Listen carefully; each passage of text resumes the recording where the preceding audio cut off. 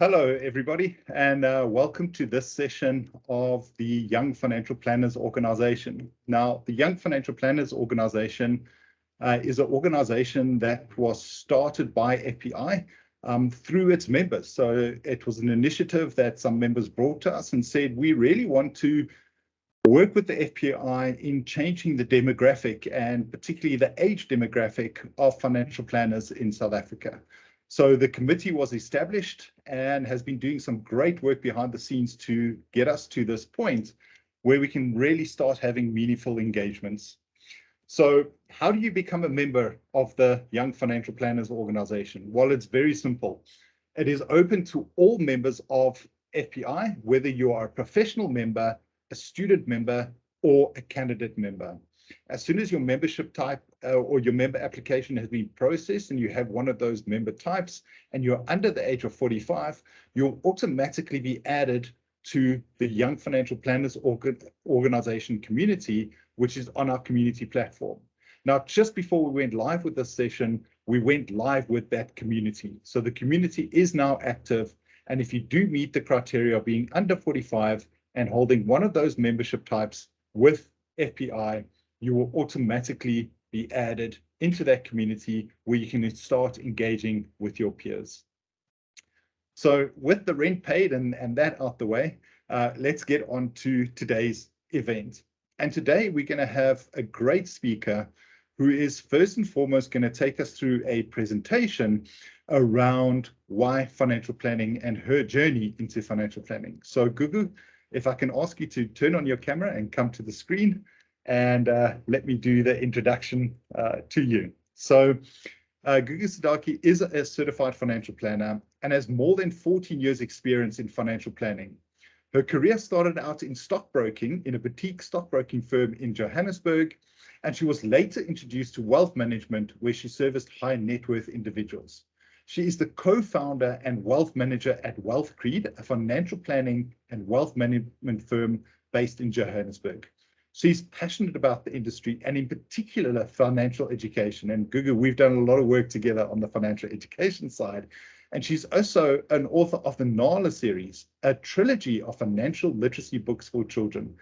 So Gugu, welcome, and very excited to listen to you today. As I said, I have had a bit of a preview of what you're going to be talking about. And if it wasn't for the fact that I was already a financial planner, I'd be looking at where to sign up now based on what you're going to be talking about. So thank you very much for coming today and sharing your story with us. And then you've also got a guest afterwards, after your presentation, which we're all going to look forward to. So I'm going to exit and give the screen over to you. Thank you very much. Awesome. Thank you so much, David. Thank you so much for that introduction. Just going to share my screen with everybody quickly. If you could just let me know that you can see it. Is everything okay?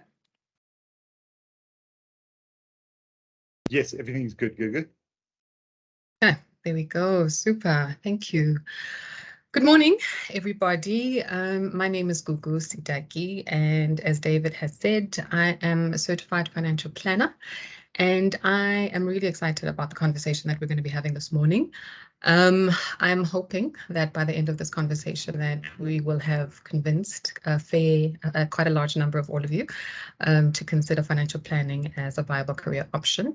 And that's, as David said, that's why the Young Financial Planners Organization exists. We are here to present the industry as something that young people should be pursuing quite actively and intentionally.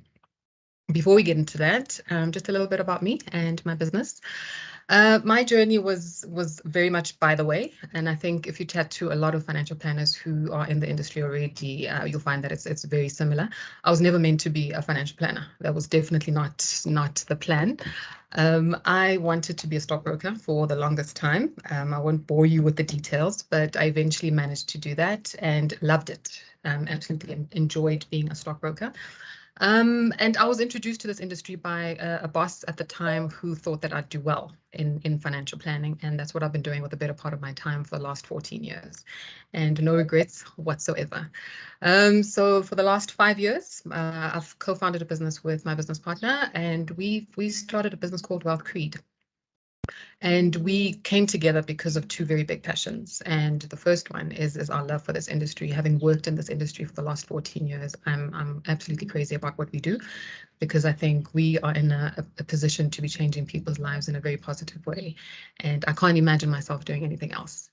The second reason we've come together as business partners is because of our passion for financial inclusion. We started Wealth Creed because we wanted to affect the lives of individuals who were previously excluded from the very important conversations around money, and that's women. And I'm sure, as you can imagine, the bulk of our client base is actually female. We service women, both young and old, professionals, entrepreneurs, retirees. But I'm also glad to report that our client base isn't just women. More and more, it's been 5 years now, it's more and more starting to look like the population of the country, which I think is right. So it is predominantly female, it is predominantly Black, but we have representation from all corners of the country, which we're very, very proud of. We engage in the services of holistic financial planning with a particular focus on wealth management, estate planning, and financial education. With today's conversation, I'm hoping that all of you will start to consider financial planning as a career, not something that you stumble across, as many of us have, but to intentionally choose this career and really experience it for what it truly is, a fulfilling journey with our clients. I don't think I need to stress a lot of this enough, because we live in this country. We know exactly what the issues are, but I think let's just go through it.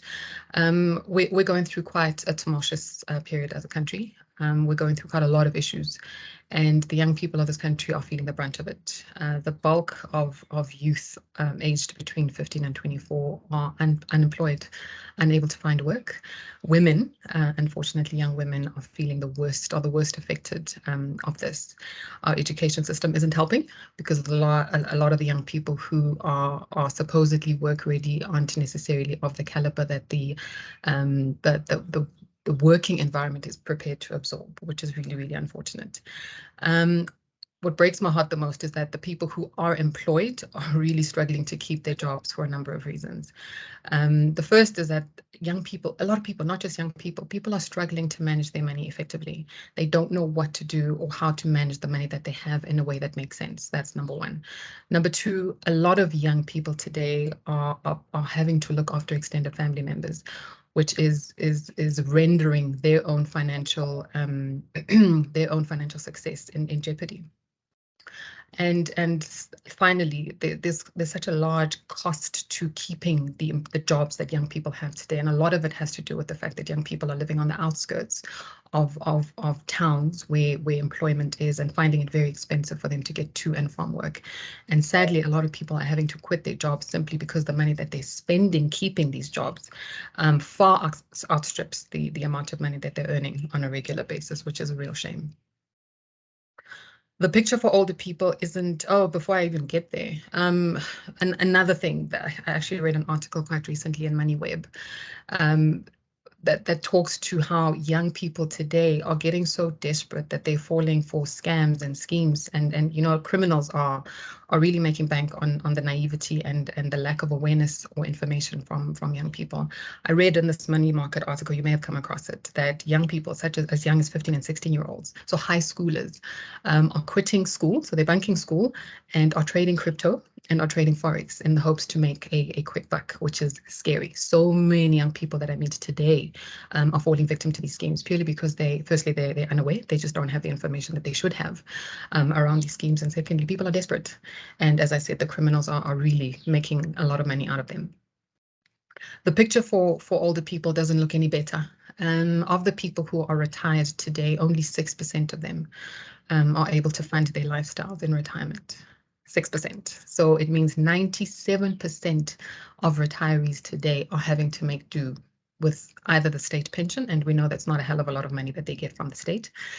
So about 17% of the people are dependent on the state for their sustenance. 32% of retirees today are forced to continue working. And almost half of those people, as I alluded to earlier, are dependent on family for their support. So those young people who are barely making ends meet for themselves are having to look after aging and ailing parents and grandparents. It really is an abysmal picture that I'm hoping that we as an industry are hoping to change. But yeah, it's quite a tough one. It leads to all of this. I know a lot of people on a personal level that are going through some or a lot of these issues today because of financial strain. I know so many people who are not sleeping today because of a lack of financial security. I know a lot of people today who are struggling with psychological issues, depression and anxiety, simply because they don't have a proper handle on their finances. The high divorce rate that we're seeing, not just in our country, but globally as well, can largely be attributed to a breakdown in relationships due to a lack of financial security. Adults are unable to have constructive conversations around money.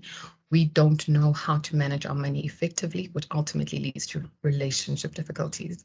And it leads to what we're all experiencing today, the high crime rates that we're all affected by in some way or another. And people are abusing substances in a bid to cope. It really is a heartbreaking situation.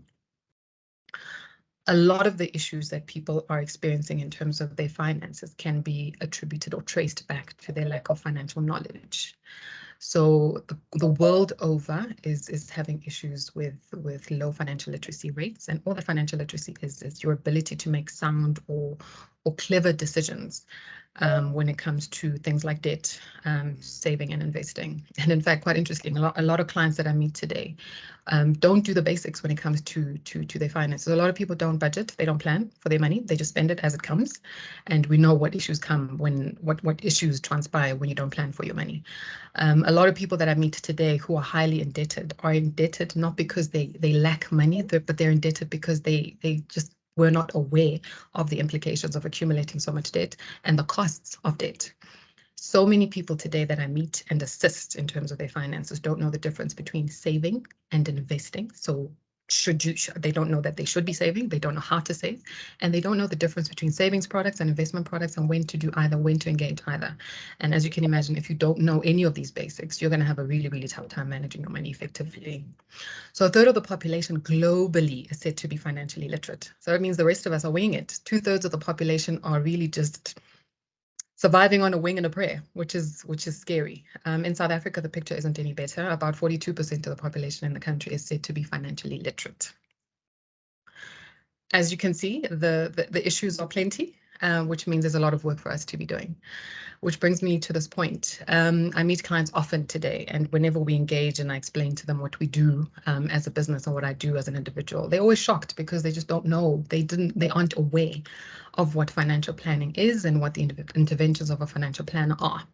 So in basic, very, very basic terms, the process of financial planning is understanding where a person is in terms of their financial situation. So unpacking that quite intensely, and then understanding and articulating it in a way that makes sense, where a person is trying to get to. So what are your financial aspirations? And then figuring out a way to bridge the gap between where you are and where you're trying to get to. And oftentimes the gap or the bridge requires an intervention of a financial product, whether it's an investment product or a savings product, or whether it's a plan for your retirement or estate planning, insurance products, or whatever the case is. And more recently, financial planners are having to engage clients in terms of their financial psychology and their money history, why they behave the way they do with money, how that behavior affects the way they manage money today, and how that behavior can be changed in order for them to have a positive relationship with money. So this is not a random exercise. The financial planning process is quite involved. It's quite specialized, and as you can see, it requires a certain type of individual to engage clients in a meaningful and effective way. That's why the work is so important. I'm sure, as you can imagine, once you've engaged a client properly in the process of financial planning, you really are in a position to make a real difference in someone's life. A lot of people don't want to admit to this, but money is everything. Money affects everything. And if you don't look after your money effectively, if you don't have a plan for your money, And if your money doesn't do what it needs to do for you in your life, that can affect and that can devastate absolutely everything in your life. So our job is really, really important because we have an ability and the potential to really affect people's lives in a meaningful way. And the best part of our job is that we can do this for life. I personally see myself doing this job for as long as I'm physically able to do so. And you don't necessarily have to be an independent financial advisor for you to be able to make a success of this business. In fact, we can't all be self-employed. I know many successful financial advisors who work for large institutions and are really, really doing a great job at those institutions. So I just want to dispel that misconception right now that you don't have to start your own financial practice in order for you to make a real difference in the realm of financial planning. And it's very possible for you to assist your clients in achieving financial success while achieving your own financial success aspirations. And ultimately, in doing this work, we're going to be helping clients leave a legacy. You affect one person's life, and I see it all the time. You affect one person's life, they have a great experience with the financial planning process, and then they bring everybody along the journey with them. A lot of my clients then invite their friends and their family, and they want them to have a positive experience with their money as they have. And that's ultimately what we're trying to do, to make people's finances better, to improve people's financial situations, and ultimately to help them live better lives or enable better lives for them. And there's so many possibilities in this industry. People think that all we do every day is number crunching and it ends there. And oftentimes people think that this industry, because of the bulk of the population that's operating in this industry, people have a particular perception about the kind of people that are successful in this industry. And again, I'm here to tell you that there are many, many possibilities within the financial planning industry. And I think a lot of these opportunities are best suited to young people. You can specialize within the financial planning space. You don't have to do everything end to end. There are a lot of advisors who specifically focus on estate planning, for example. So assisting clients paint a better picture for when they're no longer here. There are businesses and there are practices that focus specifically on retirement and assisting clients retire successfully. I know a lot of individuals who only focus on investments and only assist clients in getting into the right kind of investments for wealth creation. Or you could focus on risk management, so insurance products. I know so many people who built businesses around just purely financial education. All they do all day, every day is to teach and to help people make sense of financial terms and concepts. You could be a public speaker. There are a lot of people who make a great living by being certified financial planners who are just public speakers and do nothing else. You could write, you could podcast. Often I do meet individuals who don't necessarily enjoy the client-facing aspect of our business. So, but do enjoy the back-end stuff. So the technical aspects, the putting together the analysis of a client's financial situation and putting together solutions for them. And that role is called a paraplanner. And you could progress to become a senior paraplanner, where all you do is analyze and put together solutions for clients without actually engaging with them personally. And that's perfectly fine. And then you have people who are the exact opposite. They don't necessarily want to get involved in the technical stuff. They just want to talk to people all day. They just want to talk to clients all day. And you could be a financial advisor that does just that. And also, and I'm seeing a lot of this quite a lot, is that there are financial planners who focus on practice management and in helping other advisors build businesses that make sense for them. So they don't necessarily engage with clients, but they engage with financial advisors and help put solutions together and systems together that make sense for these financial advisors and their businesses. And I know a lot of young people are on social media quite a lot, and our industry is plagued by people who come from all walks of life, who do all sorts of weird and interesting things, but have decided to take up space in the financial planning industry. There are a lot of people out there who are supposed financial gurus, right? Who do a lot of public speaking, they write and they do all sorts of things around the realm of personal financial planning. Some are great and some are not so great. And unfortunately, the consumer is none the wiser. Consumers don't know the difference between somebody who is just talking about matters of personal finance and somebody who's an authority around matters of personal finance. And unfortunately, there are a lot of those people on social media and everywhere else making a lot of money and unfortunately giving the industry a bad name. We need a lot more people from this industry who are certified, who are experienced, who are qualified to speak and to have public platforms and to influence in a positive manner the consumer around matters of personal finance. And I really think that young people are best suited for this because you understand the world of social media. You're on TikTok and you're on Twitter and wherever else. And that is a space where you can really, really make a difference while engaging clients in your respective places of employment. So I'm here to say, take up space. So the day that you decide to join this industry, please take up space, set the tone and control the narrative for our industry because it is sorely needed. We need a lot more voices. We need a lot more young people from diverse backgrounds from all over the show, who are going to be authorities on the subject matter and who are going to do the right thing and do right by the consumer and by our clients. And I think our industry can only benefit from that. And I'm hoping that I've convinced you enough. I've positioned the role of a financial planner enough to convince all of you to consider this role, this work. And I think it's really, really important. And as if that wasn't enough, I'd like to have a conversation with Mona. Mona is a young financial planner. She's going to tell us a little bit about herself.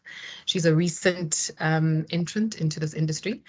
A very exciting, dynamic young individual who's doing great things, and I really see a bright future for Mona in this industry. But I'd like to have a brief conversation around, hello Mona, around financial planning and what we do. And I think Mona is perfectly positioned to chat to all of you young people around this industry and how we can make a difference as young people, as financial planners. Hi Mona, how are you? Hi, Gugu. I'm awesome. Thank you. Good morning, everyone. I hope I'm clear enough. Yes, I can hear you. I think everybody else can. Mona, can you just give us a brief background about you? Where you from? What did you study? And where are you working at the moment? Alrighty. So, I'm Angolan by nationality, but I was born and raised in South Africa. Right. High school, I went to Queen's High School, university, the second best university in Africa. Hello. University of Johannesburg. My Initially, I wanted to be a pilot. That was my initial dream. Oh, wow. And that didn't work out. So I'm like, you know what? Let me get into financial management because a lot of companies need, someone in finance. And so I applied for BCom Finance at UJ. I studied that in my undergrad. And then in my third year, there was a company that came to our university. It was a collaboration. And they had like a financial planning competition going on. Right. So it was like a nationwide competition, and then UJ participated, and we were flown to Cape Town because we were part of the top three teams. And Nice. then we attended the Financial Planning Institute convention, and we went head to head with the other two tertiary institutions, and we ended up winning. Nice. And before my third year, I never knew about what a financial planner was. Mm. Like I didn't know it was a profession. I never knew it was a thing. But then in my third year, when it was introduced to me as a module, I'm like, wow, this profession is prestigious. Like I like prestigious things, especially when it comes to like a career. So I'm like, this is prestigious, but I get to make an impact. Right. And I don't think a lot of careers are that rewarding, where there's prestige attached to it, but also the ability to make an impact. And that's like one of my core values, making an impact. And so I think what made me fall in love even more with the industry was the fact that I know decisions that my parents have made. Something as simple as how to structure a policy, or if you've taken up the correct policy, if they had access to a certified financial planner that cared about them and understood their situation, they would have been properly advised. And a lot of the um, experiences we faced, we would not have faced it. And yeah, for me, that was like the turning point for me. I'm like, of this because they met with a person that was probably a financial advisor Right. But like you said, they only care about making commission. Mm. And I think that's what I love the most about the Financial Planning Institute, that we are a group of certified financial planners, and that we look at things holistically, Right. and that although any business has to be profitable in order for it to, keep running, with certified financial planners, these are people that know what they're doing, Yeah. and hopefully, for the most part, care about you. Yeah. And actually guide you to make the right choices, because at the time you're making the decision, you might not see an impact, but 10, 15, 20 years down the line, you see how it can either set you back or it can literally, push you forward. Yeah. So that was how I came to decide that, you know what, I actually want to do financial planning. So in my Yeah. honors, I had the option between investment management, property valuation, which I was also looking at.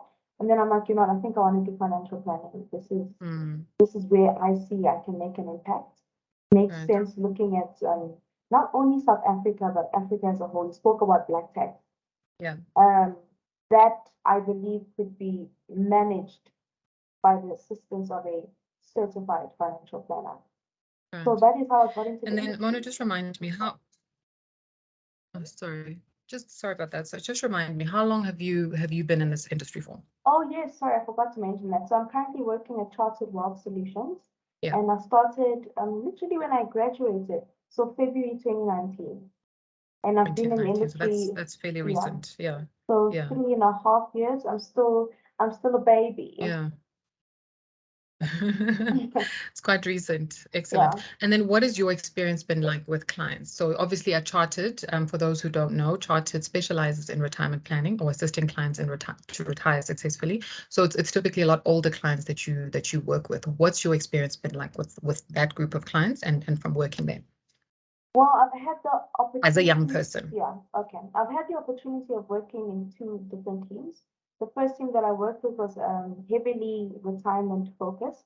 So the client is much older. Right. And what you realize there is that the assistance required or the service required as a financial planner is not making the money, but rather Yeah. giving value to your money. So a lot of the times Yeah. people push for return on investment, but with the older clients, we find that what they want is a return on life. So you've worked for so long. How do we ensure that in retirement your money is last and you're able to enjoy the fruits of your labor? So more Yeah. of the focus there is, like I said, adding value to money, looking at what does the client value, what do they want to do, and what do they enjoy, what are matters that Yeah. are close to their hearts, and how can we use money to enable them to bring to life the various aspects that make up who they are. Yeah. So we look at stuff Yeah. like scenario planning. How do you envision your retirement to be? Do you want to go on holidays? Are you Yeah. passionate about a cause? Would you like to give to it every year? Yeah. Are you somebody that likes adventure? Would you like to, go and run a marathon in France or enter a cycling competition in France? Like we look at all of these aspects, but sometimes you also have the tough conversations. Like you might not have enough. So what do we do? Do we continue working? Do you work part-time? Do you consult on an ad hoc basis? Do you reduce your expenses in retirement? So as much as there can be a sweet aspect of the retirement, there's also the not so sweet aspect when you don't have enough. And how do you manage that from a client perspective? And then now I'm working with younger clients. And with the younger clients, the focus there is more on wealth creation. So it's a bit more transactional, but they don't want to be coming to the office every time. So they're like quick on the go. They want quick Yes. advice, but something that will be meaningful and impactful, and you're able to transition with them because they're going through various transitions in life. That's interesting. So now I want to ask you a question. I remember when I started out as a planner, my boss at the time knew that I would struggle as a young person advising older clients around their retirement, something that I'd never experienced before, something that was very far away from my reality. Yeah. How is that experience for you? How are you able to engage retirees convincingly without sounding like a phony? Because you don't know what that's like. It's what you call the imposter syndrome. I think I had a Yeah. sneak peek of that because you're like, you're young and looking at the the history of South Africa and just how everything is set up, wealth is predominantly in one area. And I did feel an imposter syndrome, and I think I've been so blessed in the sense where I'm working. They've put in place various workshops and various, what would you call them? Coaching sessions where we have professional coaches that come in and they teach you skills like building rapport with clients, knowing how to be present in conversations, knowing how to extract information that you need so that the advice you give is relevant to the client. And what I've come to learn with these training sessions that the company has afforded us as employees, which is an upskill, is that I don't need to be in your situation to understand what you're going through. Right. I can be my age. I can have not as much as life experience as you, but I've got the knowledge. I've got the skills, and I can ask the right questions that will enable me to help you, to assist you. And then that has bridged the gap between age, between experience, and even between like wealth levels and certain conversations. So just being skilled and coached and refined and taught, it has made conversations with clients so much more meaningful. Stunning. Yeah. So yeah, and I agree with you 100%. Being able to connect with the emotion, because fear is fear for all of us, whether you're 26 or whether you're 56. Anxiety is exactly that. It's anxiety whether at 26 or 56. So being able to tap into that emotion for yourself, regardless of what your life stage is and what your experience is as an individual. And I think that's really key. I think I remember when I started out, I thought that I should have had that life experience for me to be able to be convincing with a client. And I think those are the strides that our industry has made in empowering all of us as young advisors to be able to connect with clients in a more meaningful way without ever having experienced whatever it is that they're going through. It's really, really key. And I think so thank you for that. Yes. One more point. The one thing that my team leader also told me that helped me be more confident in my engagement with clients, he was like, to be honest, you know probably about 90-95% more than his clients. Yeah. So Technically, you've gone through 4 years of university. In my case, you've had to write the board exams 3 times to prove that you know what you're doing.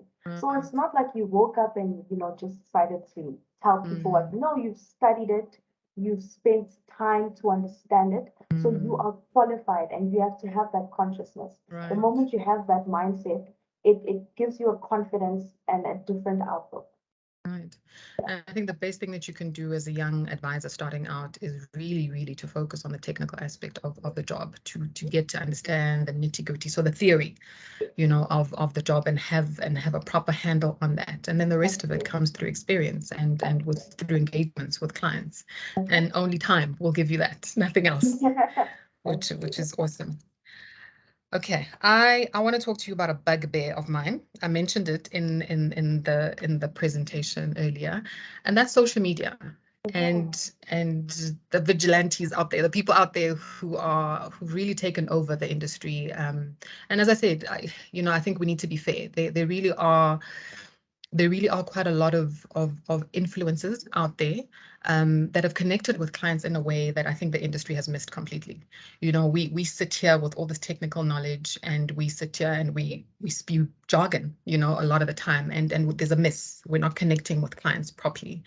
And these people on social media have managed to bridge that gap. They're not speaking to clients technically, but they're connecting with them in a way that we've missed completely. And I think there's such a massive opportunity for our industry to I don't want to say take over that space, but to participate in a meaningful way, because I think consumers are going to benefit from it completely.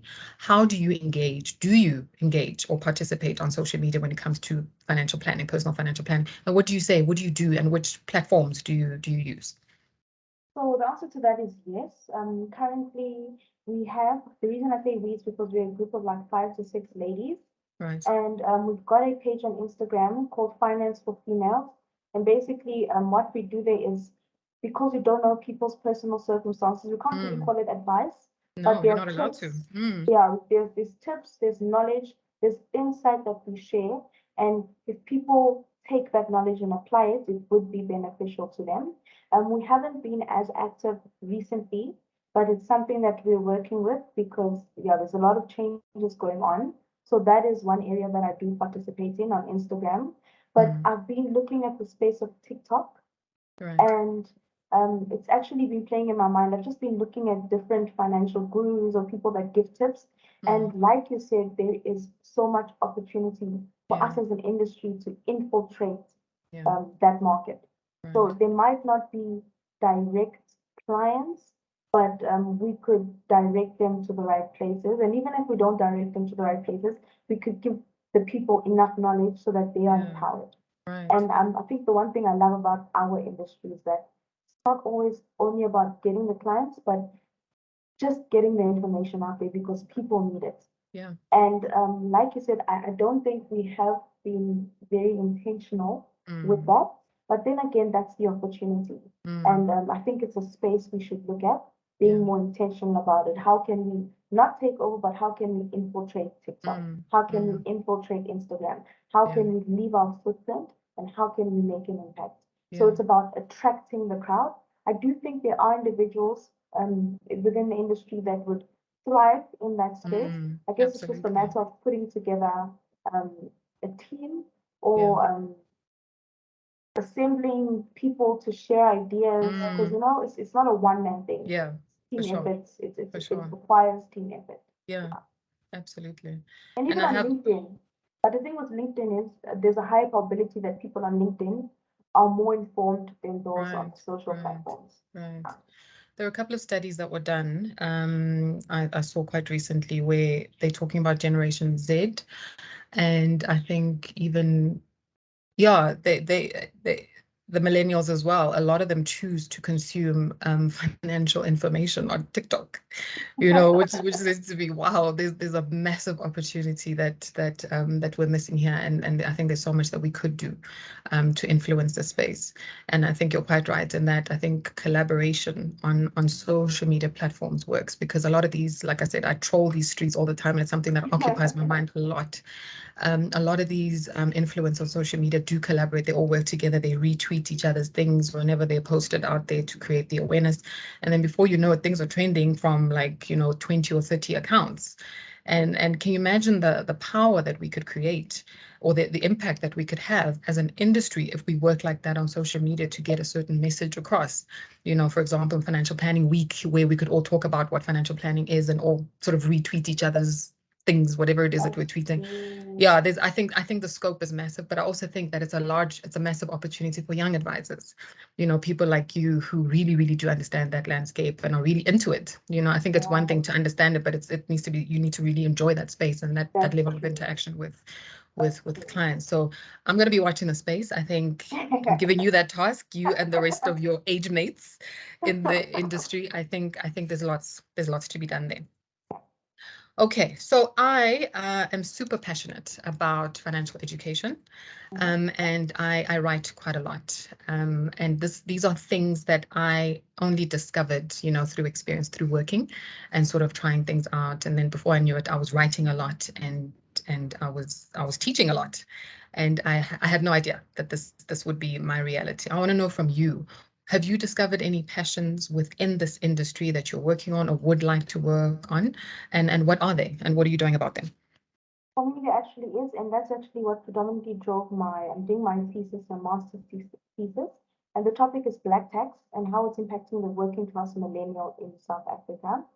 Right. And I'm about to submit it, and an area of focus for me that I'm really enjoying is actually similar to it's financial literacy, getting people to a point where they're able to have conversations with money and be comfortable about it. Getting people to a stage where they want to understand money, where they want to understand how to better their relationship with money.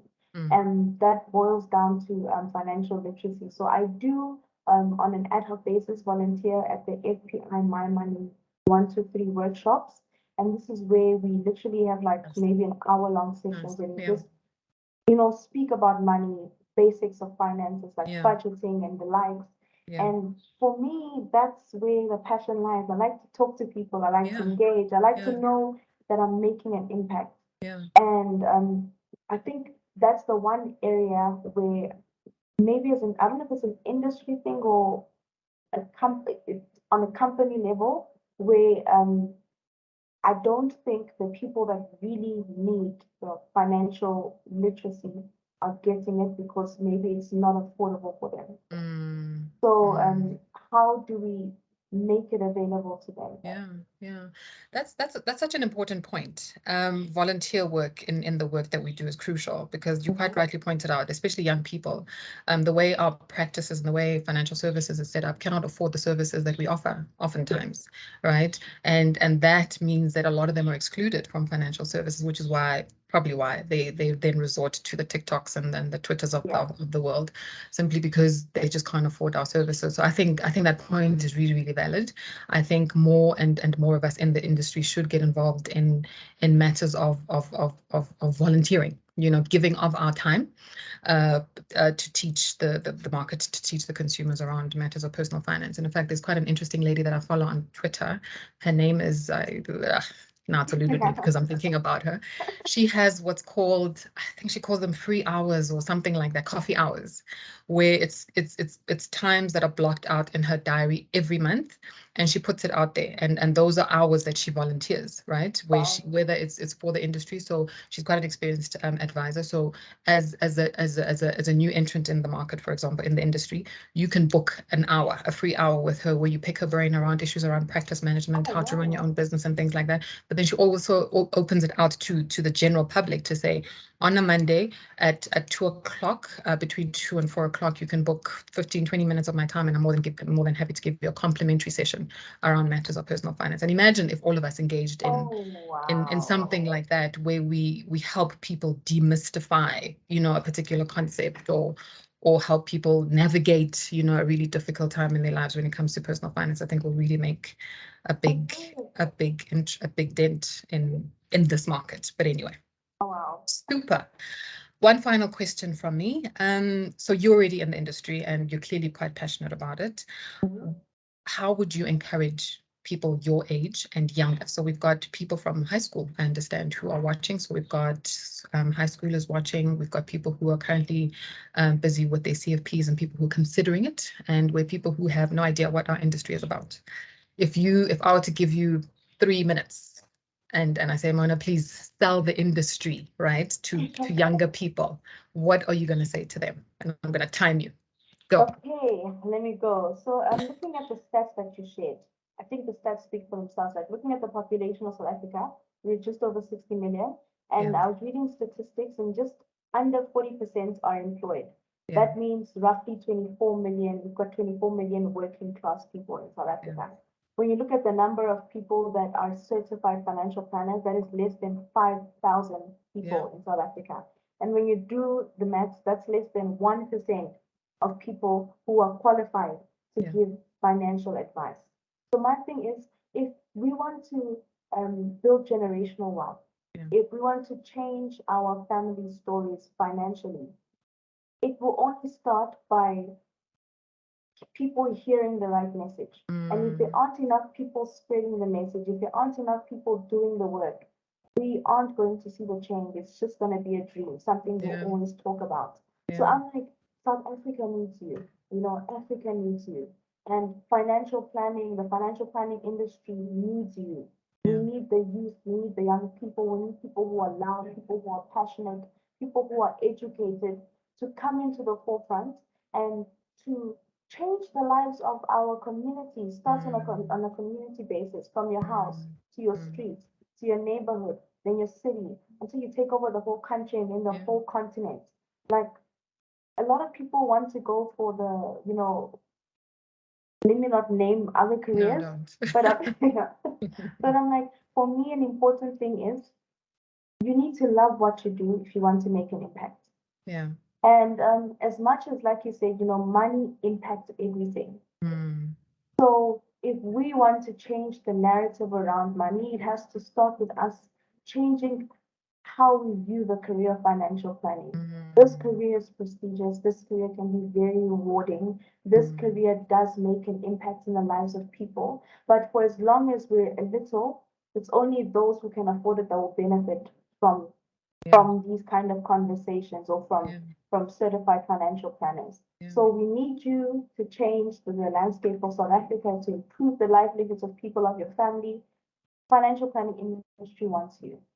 We want you. If you're creative, I've been told, you know what, you're very creative. Are you sure that financial planning is what you do? I'm like, I am creative, but I do see that I can use my creativity to make the most of this profession. Yeah, absolutely. That's such an important point, because as I pointed out earlier, you can follow your passion within this industry and still, so you as a creative can still have an impact within the financial planning industry without feeling stifled and without feeling like this industry is not for you.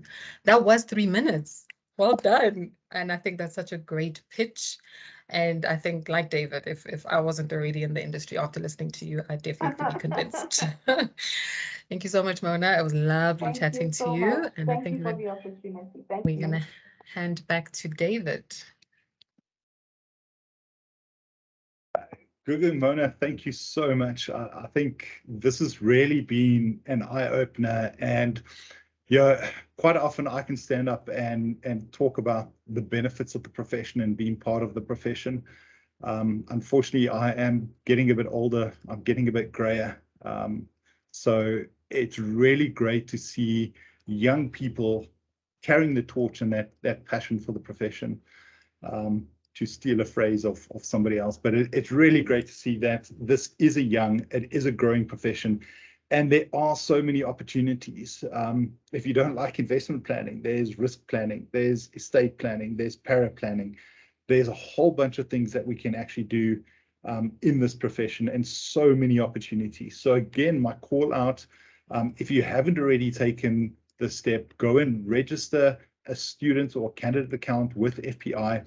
It is a free membership that we offer for people who are on the pathway to becoming a professional member.